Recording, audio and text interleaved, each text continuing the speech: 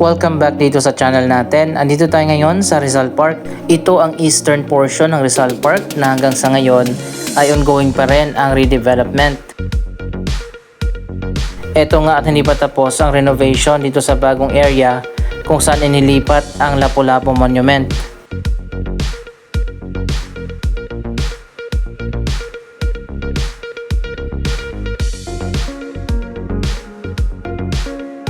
So ayan guys, ito na nga ang bagong pwesto ni Lapu-Lapu. Hindi pa man tapos ang renovation dito sa eastern portion. Nagsisimula na rin pala ang renovation sa central part naman ng Rizal Park dito sa gitna. Mamaya lang ay pupuntahan natin.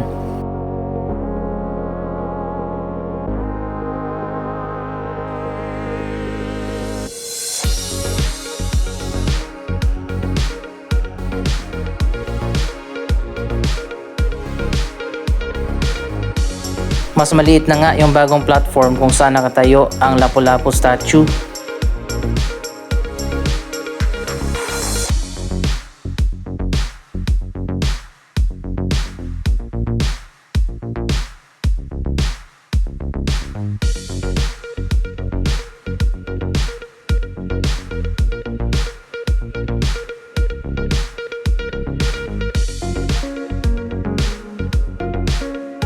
Nabago na rin ang pwesto nito at nakaharap na dito sa Manila Bay area.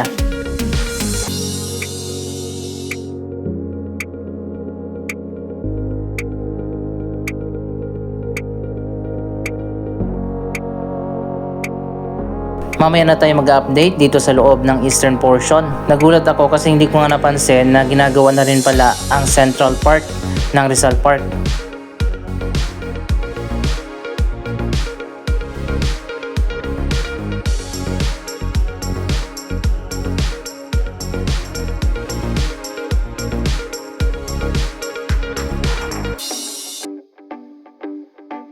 So ayan guys, makikita naman natin kasalukuyan na palang ginagawa yung bagong street dito. Matagal na siguro yung renovation na ginagawa dito.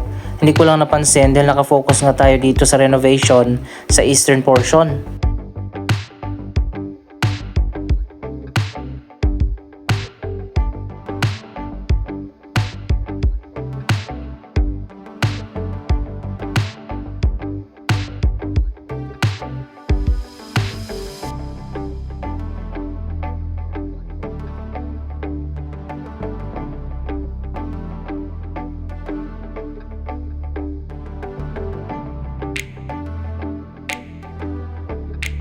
Ito na ngayon ang latest na progress, gawa na pala yung kabilang side.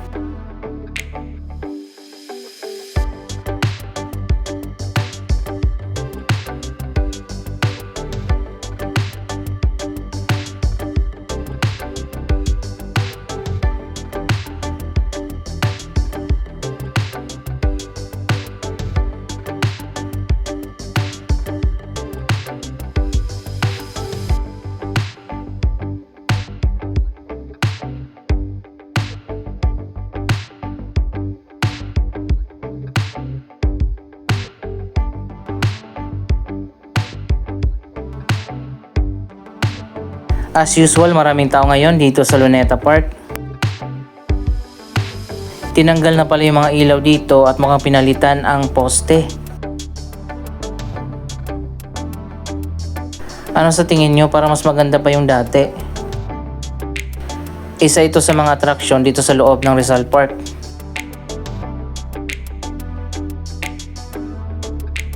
Anyway guys, nandito na tayo sa ginagawa na bagong street.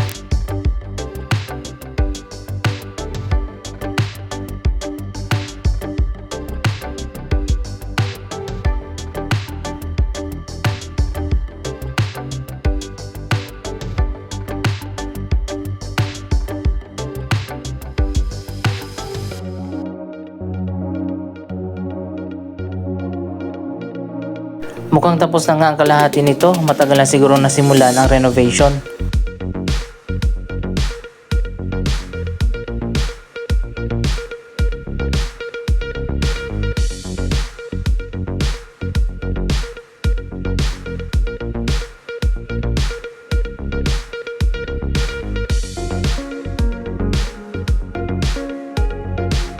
Mukhang tama nga yung hula natin, buong Rizal Park ang magkakaroon ng major redevelopment.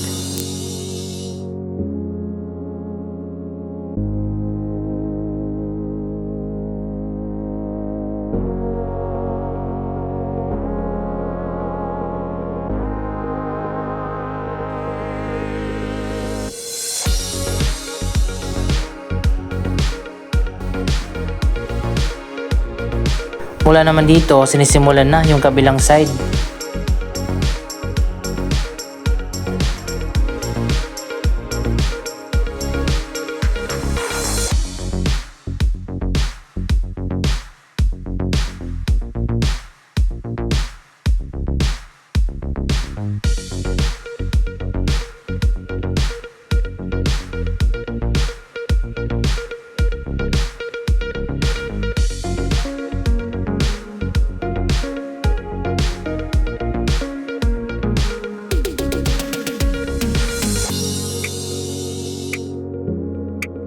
Magiging mas maluwag na nga at maganda na yung mga kalsada dito sa loob ng Rizal Park kapag natapos na yung renovation na ginagawa dito.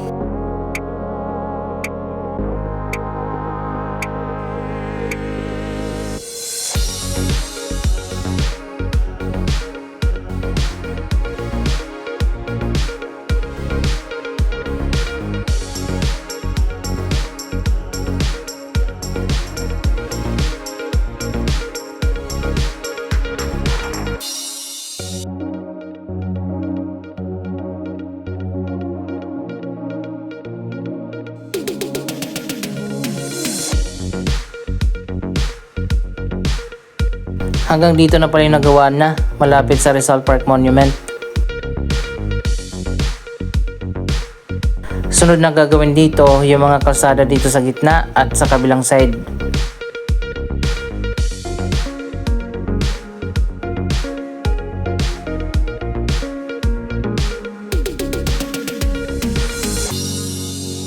Dito naman tayo sa eastern portion ng Rizal Park na ongoing pa rin ang renovation. At ito na nga yung bagong perimeter wall.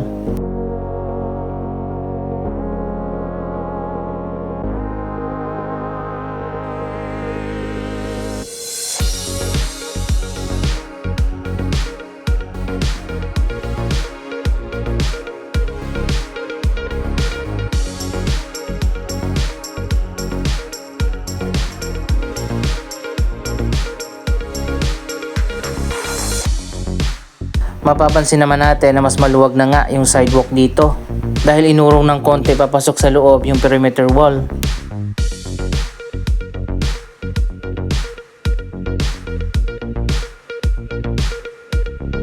Tingnan nyo guys kung gaano kalawak yung sidewalk.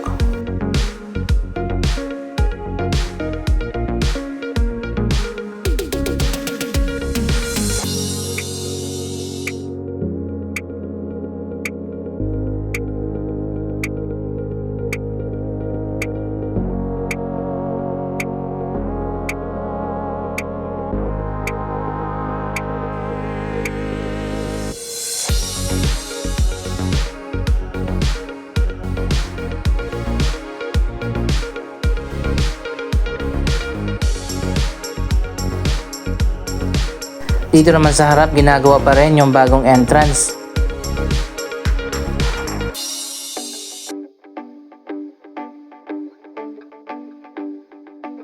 So ayun guys, wow, dito pala yung isa sa mga entrance sa harap ng Rizal Park. Magiging mas maluwag na nga dito. Ayan, makikita naman natin, papasok yan, connected sa bagong street na nagawa na.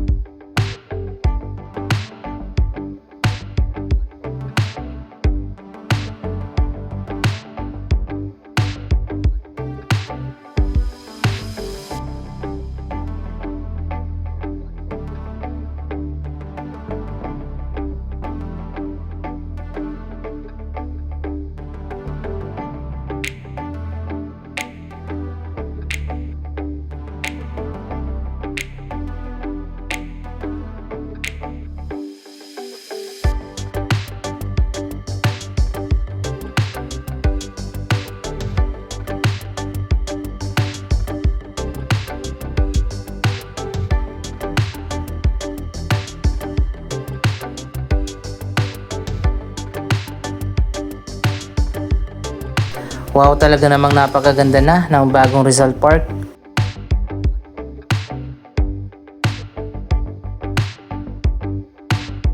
Bawal talaga dapat yung mga vendor dito, masisira ang bagong view.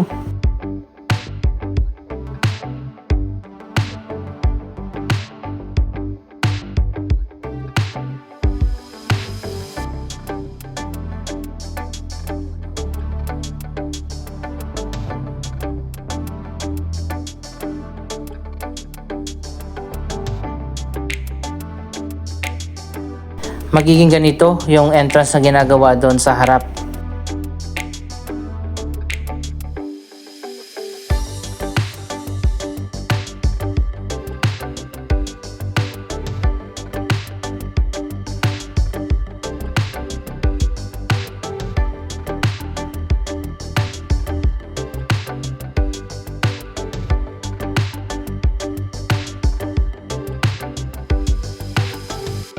Mula nang binuksan yung magkabilang side ng park na to na dati ay nakabukod at nilagyan ng mga bagong street, mas malawak na ngayon at mas maaliwalas yung park.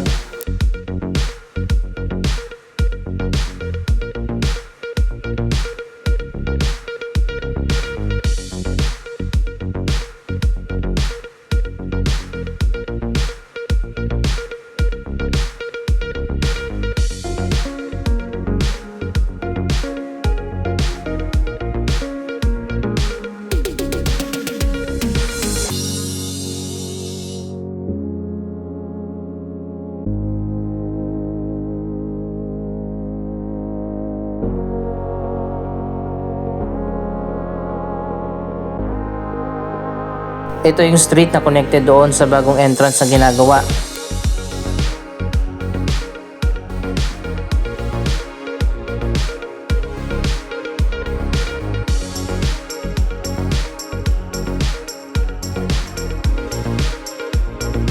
Ibig sabihin pala, yung mga bagong street dito na papunta sa labas ay magkakaroon ng mga entrance exit.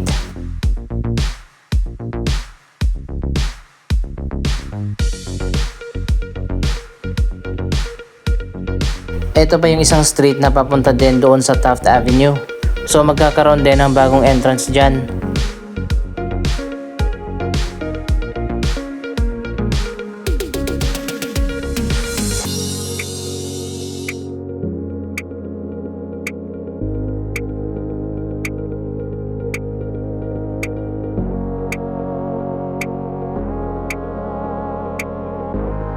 Ito naman yung street na papunta sa Calao. Pero hanggang sa ngayon, sarado pa rin yung mga street na ito. Isa pa lang yung entrance na bukas, yung dinaanan natin kanina.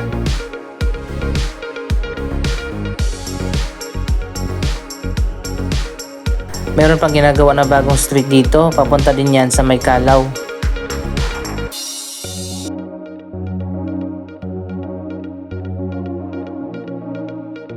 At eto na nga yung kabilang side ng park, yung pinakita natin kanina sa simula ng video, kung nasaan ang Lapu-Lapu Monument.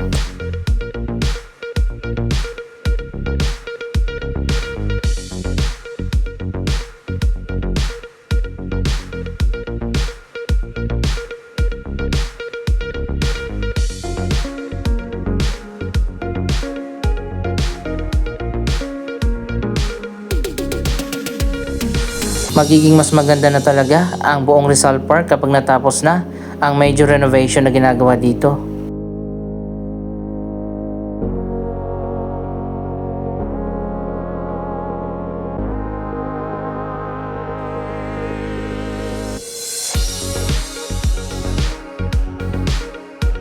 Ito pa yung isa pang street, baka magkaroon din ng entrance dyan. Papunta naman yan sa may Finance Road kung hindi ako nagkakamali.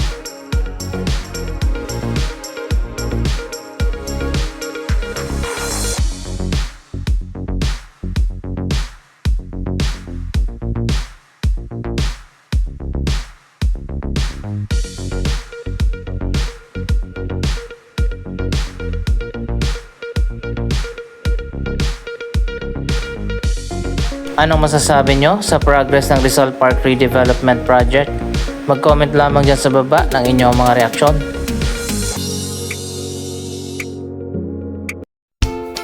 Maraming salamat sa inyong panonood. Don't forget to like, share, comment, at subscribe. Thank you for watching.